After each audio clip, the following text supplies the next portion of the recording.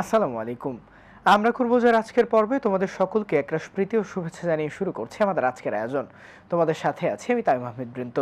শুরুতেই জানিয়ে দিচ্ছি এ সপ্তাহের সংবাদ শিরোনামগুলো। দেশ জুড়ে এইচএসসি ও সমমানের পরীক্ষা শুরু। 36% নিয়মিত পরীক্ষার্থীর অনুপস্থিতিতে উদ্বেগ।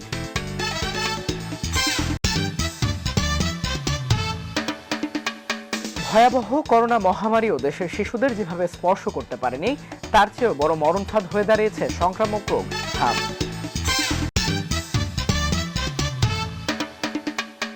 অন্ধত্ব ও মরণ ব্যাধি রুখতে দেশ জুড়ে 2,40,00,000 শিশুকে খাওয়ানো হলো ভিটামিন A+ ক্যাপসুল। এবারে বিস্তারিত। 2 জুলাই দেশ জুড়ে শুরু হয়েছে এইচএসসি ও সমমানের পরীক্ষা। এবার 11টি শিক্ষা বোর্ডের অধীনে নিয়মিত ও অনিয়মিত মিলিয়ে মোট 12,70,583 জন পরীক্ষার্থী অংশ নিচ্ছেন। তবে এবারের পরীক্ষায় সবচেয়ে বড় উদ্বেগের বিষয় নিবন্ধিত নিয়মিত শিক্ষার্থীদের মধ্যে প্রায় 36% পরীক্ষায় অংশ নিচ্ছেন না, যা গত বছরের তুলনায় প্রায় 7% বেশি। পরীক্ষা সুষ্ঠু করতে এবার পুলিশ কর্মকর্তাদের বডি অন ক্যামেরা সহ নেওয়া হয়েছে নজিরবিহীন নিরাপত্তা ব্যবস্থা। বিস্তারিত এবারের প্রতিবেদনে। শুরু হয়েছে 2026 সালের এইচএসসি ও সমমানের পরীক্ষা। এবার 11টি শিক্ষা বোর্ডের অধীনে দেশ জুড়ে অংশ নিচ্ছে 12,70,583 জন পরীক্ষার্থী। তবে এবারের পরীক্ষার খাতার চেয়ে বড় আলোচনার জন্ম দিয়েছে শিক্ষার্থীদের অনুপস্থিতির পরিসংখ্যান। শিক্ষা বোর্ডগুলোর তথ্য বলছে 2 বছর আগে একাদশ শ্রেণীতে নিবন্ধন করা 15 লাখ নিয়মিত শিক্ষার্থীর মধ্যে এবার ফর্ম পূরণ করেছে মাত্র 9.5 লাখ। অর্থাৎ নিয়মিত শিক্ষার্থীর বড় একটি অংশ 5.5 লাখ শিক্ষার্থী এবার পরীক্ষার টেবিলে বসেনি, যা গত বছরের তুলনায় 7% বেশি। নিবন্ধন করেও কেন এত বিপুল সংখ্যক নিয়মিত শিক্ষার্থী পরীক্ষা থেকে ছিটকে গেলেন তা নিয়ে চিন্তিত শিক্ষা সংশ্লিষ্টরা। অনেকে এবার প্রস্তুতি নিতে পারেনি বিধায় ভাবছি, তবে আমরা এই বিষয়টি গুরুত্ব দিয়ে দেখব। ক্লাসরুম এডুকেশন, টিচার্স ট্রেনিং প্রোগ্রামগুলো আমরা বাড়িয়ে দেব, সিলেবাস কারিকুলাম এবং সময় সবকিছু আমরা সুন্দরভাবে সাজিয়ে যেন আগামী দিনে এই ড্রপ আউট না হয়। এদিকে পরীক্ষা উপলক্ষে আয়োজিত সংবাদ সম্মেলনে শিক্ষামন্ত্রী জানান, প্রশ্ন ফাঁস বা জালিয়াতি প্রমাণ মিললে সংশোধিত পাবলিক পরীক্ষা আইনে নেওয়া হবে কঠোর ব্যবস্থা। আমাদের ক্লোজ সার্কিট ক্যামেরা রয়েছে, আমাদের টিচাররা আজকে সচেতন, আমাদের অভিভাবকরা সচেতন, প্রশাসন সচেতন রয়েছে এবং পুলিশ বিভাগ তারা বডি ক্যাম ব্যবহার করছে। এবার 9টি সাধারণ বোর্ডের অভিন্ন প্রশ্নপত্রে পরীক্ষা অনুষ্ঠিত হচ্ছে। একই প্ল্যাটফর্মে হলে সারা বাংলাদেশের বাচ্চারা একই সিলেবাসে একই ধরনের প্রশ্নে পরীক্ষা দিবে। এটা রেশনালি সবার জন্য ভালো। এবার নাকি সাইলেন্স এক্সফেল যেটা বলে ওটা হবে, কিন্তু এটা তো আমি জানতাম না। টেনশন তো কাজ করছে বাইরে, সবাই যে কেউ যে যার মতো করে টেনশন করছে। সায়েন্সের সাবজেক্টগুলো আর কি যেহেতু গ্যাপ পড়ে নাই মাঝে, একদিন করে এত বড় সিলেবাস আসলে কাভার করাটা একটা টাফ হয়ে যায়, চ্যালেঞ্জের বিষয়। আগামী 21 দিনের মধ্যে শেষ হবে এবারের লিখিত পরীক্ষা। তুলনামূলকভাবে আজকে একটু এমসিকিউটা হার্ড হয়েছে, কিন্তু সিকিউতে সবাই আশা করি ভালো করবে। প্রশ্নের মান স্ট্যান্ডার্ড আছে, এখানে তেমন হার্ড হয়নি তেমন ইজিও হয়নি, একেবারে স্ট্যান্ডার্ড। নকলের জন্য অনেক গার্ড দিছে, এমনিতে যেগুলো দিছে ভালোই ছিল, কিন্তু মানে পেঁচানো ছিল, ঘুরানো পেঁচানো ছিল। তরিমা আক্তার, আমরা করব জয়, এটিএন বাংলা, ঢাকা। আবার এসেছে জুলাই।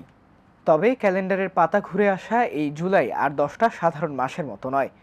2024 সালের এই মাসটি বাংলাদেশের ইতিহাসে লিখে গেছে এক অভূতপূর্ব ছাত্র জনতার অভ্যুত্থানের গল্প। কোটা সংস্কারের দাবিতে শুরু হওয়া আন্দোলন যা রূপ নেয় এক দফার এক নতুন গণ আন্দোলনে। রাজপথের রক্ত, বুলেটের শব্দ আর শত শত তরুণ প্রাণের আত্মত্যাগের মধ্য দিয়ে এই জুলাই মাসেই রচিত হয়েছিল এক নতুন বাংলাদেশের মানচিত্র। সাধারণ মানুষের অদম্য সাহস আর নজিরবিহীন সেই প্রতিরোধের কারণে 2024 সালের জুলাই আজ এদেশের মানুষের কাছে অধিকার আদায়ের এক অনন্য ও স্মরণীয় প্রতীক।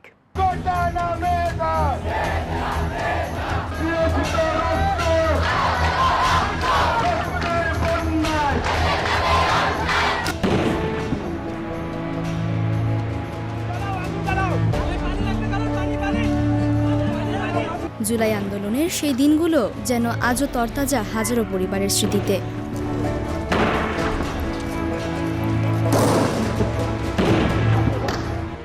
শিক্ষার্থীদের নেতৃত্বে গড়ে ওঠা সেই আন্দোলন শুধু দাবি আদায়ের সংগ্রাম ছিল না, ছিল স্বপ্ন দেখা পরিবর্তনের পথে হাঁটার প্রত্যয়।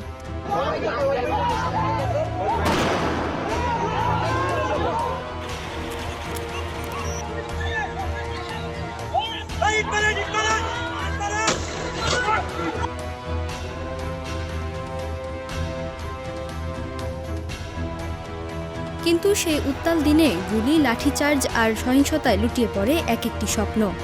অনেকেই আহত হন, আর কেউ কেউ ফিরেই আসেনি ঘরে।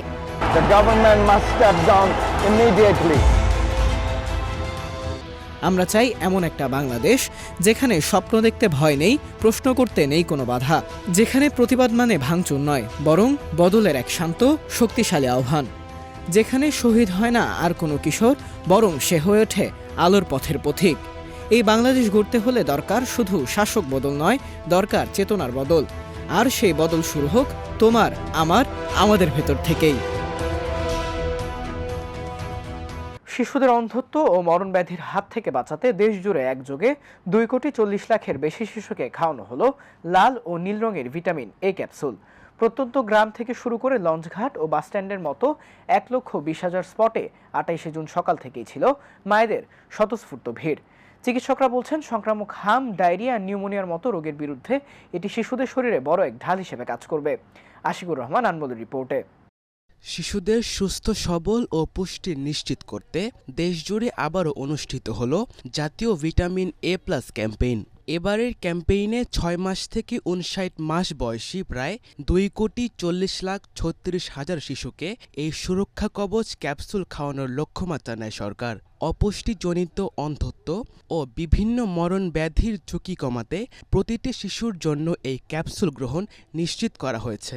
আমরা ইউনিসেফের মাধ্যমে পর্যাপ্ত পরিমাণ ভিটামিন এ ক্যাপসুল আমরা সংগ্রহ করেছি এবং অত্যন্ত উন্নত মানের টিকা কিনা হচ্ছে, যেটা আন্তর্জাতিক টেস্টিং ল্যাবরেটরিতে টেস্ট করে আমরা এনেছি এবং আমরা অত্যন্ত আশ্বস্ত, অত্যন্ত উন্নত মানের টিকা আমরা খাওয়াচ্ছি। প্রত্যন্ত অঞ্চলের শিশুদের এই সেবার আওতায় আনতে এবার দেশজুড়ে প্রায় 1,20,000 স্থায়ী এবং নদী বন্দর, বাসস্ট্যান্ড সহ বিভিন্ন গুরুত্বপূর্ণ স্থানে 500টি অস্থায়ী টিকাকেন্দ্রের মাধ্যমে কাজ পরিচালনা করা হয়। সরকারের যে প্ল্যানটা, এই প্ল্যানটার দ্বারা যখন প্রত্যেকটা শিশু ভিটামিন এ ক্যাপসুল নিবে, তার যে ইনফেকশন প্রতিরোধ করার ক্ষমতাটা বেড়ে উঠবে। তার মানে সাধারণ ঠান্ডা, কাশি, জ্বর, যে কোনো ইনফেকশন যেগুলি বাচ্চাদের হয়ে থাকে, এই রোগগুলি প্রতিরোধ করতে পারবে এবং তাড়াতাড়ি সুস্থ থাকবে। এবং সুস্থ বাচ্চা থাকলে দেশটা এবং জাতিটা আমাদের সুস্থ থাকবে। সর্বোপরি মৃত্যু হার থেকে ভিটামিন এ ক্যাপসুলের অনেক গুরুত্ব, তাই আমাদেরকে 6 মাস থেকে 59 মাস বয়সী সব বাচ্চাকে এই ক্যাপসুলের আওতায় আনা উচিত। আশিকুর রহমান, আনমোল, আমরা করব জয়, এটিএন বাংলা, ঢাকা। ভয়াবহ করোনা মহামারীও দেশের শিশুদের যেভাবে স্পর্শ করতে পারেনি, তার চেয়েও বড় মরণফাঁদ হয়ে দাঁড়িয়েছে সংক্রামক রোগ হাম। টানা 5 মাস ধরে চলা এই জনস্বাস্থ্য সংকটে দেশজুড়ে ইতোমধ্যে 712 জন শিশুর প্রাণ গেছে। চিকিৎসকরা বলছেন, শুধু হাম নয়, এর পরবর্তী সময়ে নিউমোনিয়া ও ডায়রিয়ার মতো তীব্র জটিলতা শিশুদের জীবনকে সবচেয়ে বেশি ঝুঁকিতে ফেলছে। সাবিহা আঞ্জুম, পৌষি, রিপোর্টে। বিশ্বকাপনা করোনার সময়ও দেশের শিশুরা এতটা ঝুঁকিতে পড়েনি যতটা পড়েছে এবারের সংক্রমণ রোগ হামের কারণে।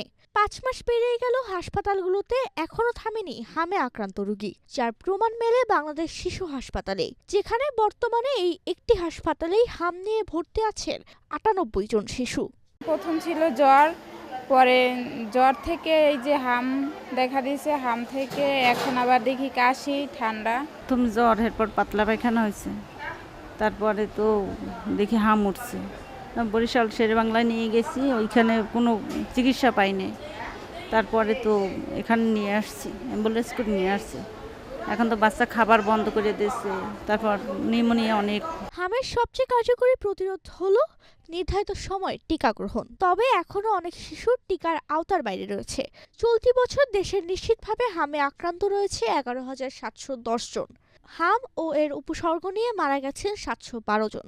আক্রান্ত ও মৃত্যুর হার সবচেয়ে বেশি ঢাকা বিভাগে, যা জনস্বাস্থ্য বিশেষজ্ঞদের উদ্বেগ বাড়িয়েছে। চিকিৎসকরা বলছেন, শিশুরা শুধু হামেই ভুগছে না, বরং হাম পরবর্তী সময় তারা তীব্র নিউমোনিয়া, ডায়রিয়া সহ নানা জটিল রোগে আক্রান্ত হচ্ছে, যা তাদের জন্য সবচেয়ে বড় ঝুঁকি তৈরি করছে।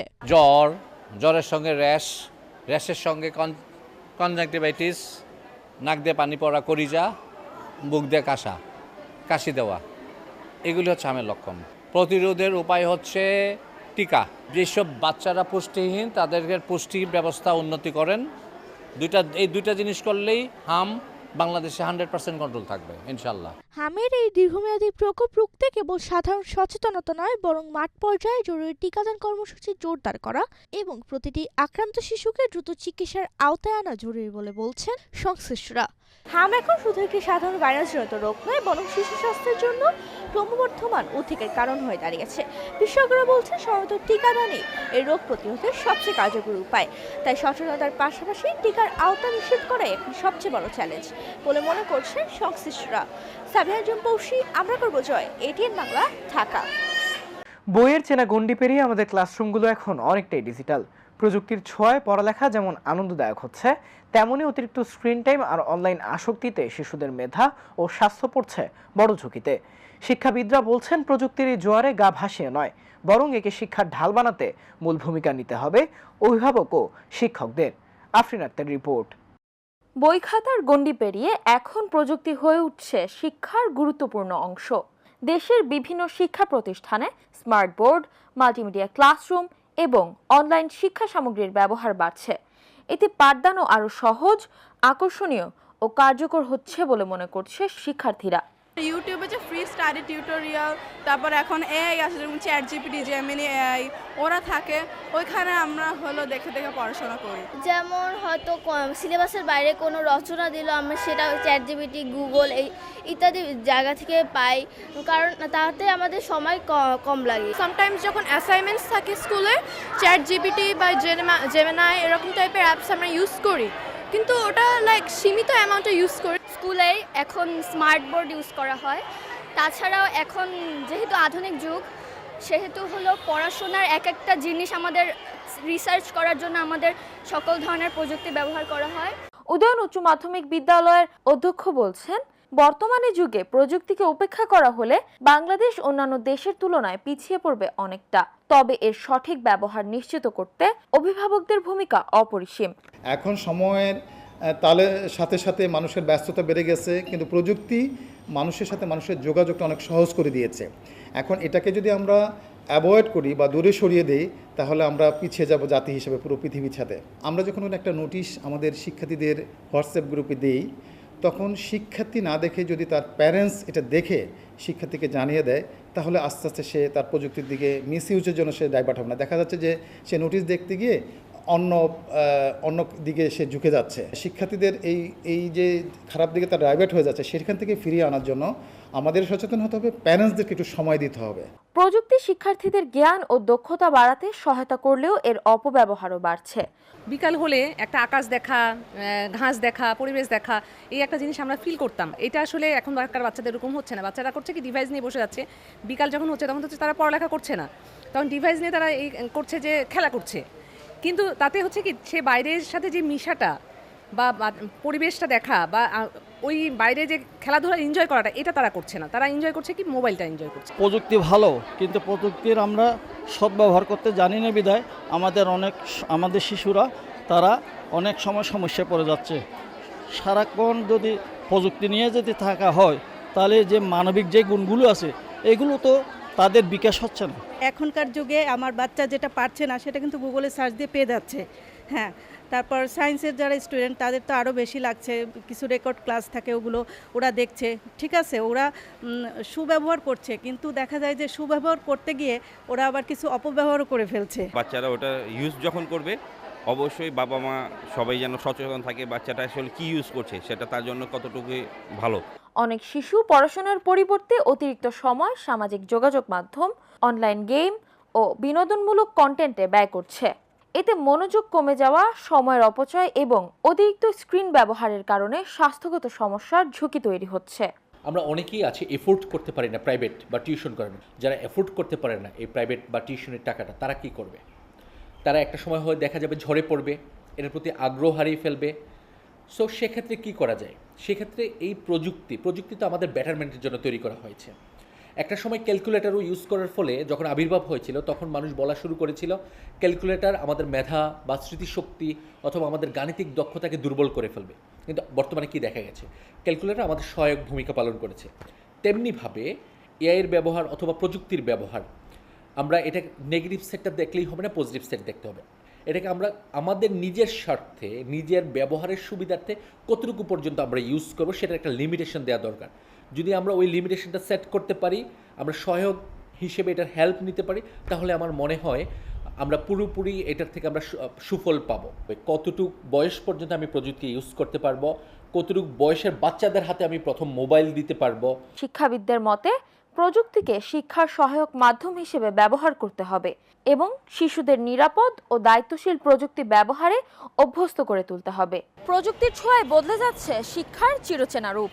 বিশেষজ্ঞরা বলছেন প্রযুক্তিকে পুরোপুরি এড়িয়ে যাওয়ার সুযোগ নেই, বরং সঠিক দিক নির্দেশনা, অভিভাবকদের নজরদারিতা এবং সচেতন ব্যবহারের মাধ্যমে প্রযুক্তিকে শিক্ষার শক্তিশালী হাতিয়ার হিসেবে গড়ে তোলা সম্ভব। আফরিন আক্তার, আমরা করব জয়, এটিএন বাংলা, ঢাকা। গত 27শে জুন লিজেন্ডস অফ লালবাগ ক্লাবের উদ্যোগে আয়োজিত হলো শিশুদের ফুটবল টুর্নামেন্ট। খুদে ফুটবলাররা কেউ মেসি, কেউ বা নেইমার সেজে কাঁপালো লালবাগের সবুজ গালিচা। শিশুদের পড়াশোনার একঘেয়েমি দূর করতে আর শারীরিক মানসিক বিকাশের লক্ষ্য নিয়ে হয়ে গেল লিজেন্ডস অফ লালবাগ ক্লাবের ফুটবল উৎসব। শ্বাসরুদ্ধকর সেই ম্যাচে মাঠের লড়াই যেমন জমেছিল, তেমনি গ্যালারিতে ছিল অভিভাবকদের বাঁধ ভাঙা উল্লাস। ডেইলি ওয়ার্ল্ড কাপের খেলা দেখে তো এটার জন্য আমার আগ্রহ বেড়েছে, এটার জন্য আমি খেলতে আসি। পড়ালেখার পাশাপাশি খেলাধুলা করতে মাইন্ড ফ্রেশ থাকে এবং শরীর স্বাস্থ্য ভালো থাকে। বাচ্চাদের খেলার গুরুত্বপূর্ণ অনেক বেশি, তাদের মনটাও ভালো থাকে, তাদের শরীর স্বাস্থ্য ভালো থাকে। আর বর্তমানে এখন ওয়ার্ল্ড কাপের আমেজ চলতেছে, এই বাচ্চাদেরকে একটু নিয়ে আমার প্যারেন্টস হিসাবে এটা অনেক ভালো একটা উদ্যোগ। হাড্ডাহাড্ডি লড়াইয়ের পর ড্র দিয়ে ম্যাচ শেষ হলেও দিন শেষে জয় হয়েছে দুরন্ত শৈশবের। বিশ্বকাপ এলেই ফুটবলের রঙে রঙিন হয়ে ওঠে বিশ্বের নানা প্রান্ত। সেই ফুটবলের উন্মাদনা পৌঁছে গেছে পুরান ঢাকার একটি ছোট্ট গলিতেও। শিশু কিশোর আর তরুণদের উদ্যোগে সাজানো এই গলির নাম এখন ফিফা গলি, যেখানে ফুটবল শুধু খেলা নয়, হয়ে উঠেছে উৎসব, সম্প্রীতি আর আনন্দের প্রতীক। বিস্তারিত রাব্বি হোসেনের রিপোর্টে। বিশ্বজুড়ে যখন চলছে বিশ্বকাপের মহা উৎসব, তখন পুরান ঢাকার এই ছোট্ট গলিটি সেজেছে এক অন্যরকম ফুটবল উৎসবে। এক ঝাঁক শিশু আর তরুণের ভালোবাসায় এই জায়গার নামই এখন হয়ে গেছে ফিফা গলি। গলির প্রবেশ মুখেই ঝুলছে ফিফা গলির বিশাল ব্যানার, আর মাথার ওপর তাকালেই দেখা মিলবে আর্জেন্টিনা, ব্রাজিল, জার্মানির সহ বিভিন্ন দেশের রঙিন সব পতাকা। প্রিয় তারকাদের ছবিগুলো যেন এই গলির দেওয়ালগুলোকে আরো বেশি জীবন্ত করে তুলেছে। এমন দারুণ উদ্যোগ শুধু স্থানীয়দেরই আনন্দ দিচ্ছে না, বরং এটি এখন এমন রূপ নিয়েছে একটি মিনি পর্যটন এলাকায়। সামাজিক যোগাযোগ মাধ্যমে এই গলির গল্প ছড়িয়ে পড়ায় প্রতিদিন ঢাকার বিভিন্ন প্রান্ত থেকে ও দেশের বাইরে থেকেও মানুষ আসছেন এই রঙিন গলি দেখতে। শৈশবের আনন্দকে চার দেওয়াল আর মোবাইল ফোনের বন্দিদশা থেকে মুক্ত করতে পুরান ঢাকার এই ফিফা গলি হতে পারে সবার জন্য এক দারুণ অনুপ্রেরণা। আলামিন ভাইরা একদিন চা খাইতেছিল কমবৈশা, তখন ওরা চিন্তা করে যে ফিফা ওয়ার্ল্ড কাপে আমাদের গলিতে একটা আয়োজন করা উচিত। পরে এইখান থেকে এই আয়োজন। বাহিরের লোকজন এটি দেখতে আসে? হ্যাঁ, অনেক দূর দূরান্ত থেকে আসে, আর্জেন্টিনা থেকে আসছে, চায়না থেকে আসে। খেলাধুলার এই আনন্দ ছড়িয়ে পড়ুক দেশের প্রতিটা গলিতে, এই প্রত্যাশায় রাব্বি হোসেন, আমরা করব জয়, এটিএন বাংলা, ঢাকা। এই ছিল আমাদের আজকের আয়োজন। তোমাদের ভালো লাগা, মন্দ লাগা কিংবা কোনো পরামর্শমূলক কিছু থাকলে তা আমাদের চিঠি লিখে জানাতে পারো। আমাদের কাছে চিঠি লিখবার ঠিকানা পরিচালক, আমরা করব জয়, ATN Bangla, multimedia production company limited, ওয়াসা ভবন, 2য় তলা, 98 কাজী নজরুল ইসলাম এভিনিউ, কারণ বাজার, ঢাকা 1215, বাংলাদেশ। বন্ধুরা, তোমরা চাইলে আমাদের ইমেল পাঠাতে পারো। আমাদের ইমেল অ্যাড্রেস atn.amrakorbojoy@gmail.com। বন্ধুরা, স্ক্রিনে দেখানো নম্বরেও তোমরা চাইলে আমাদের সঙ্গে যোগাযোগ করতে পারো। 01536119945।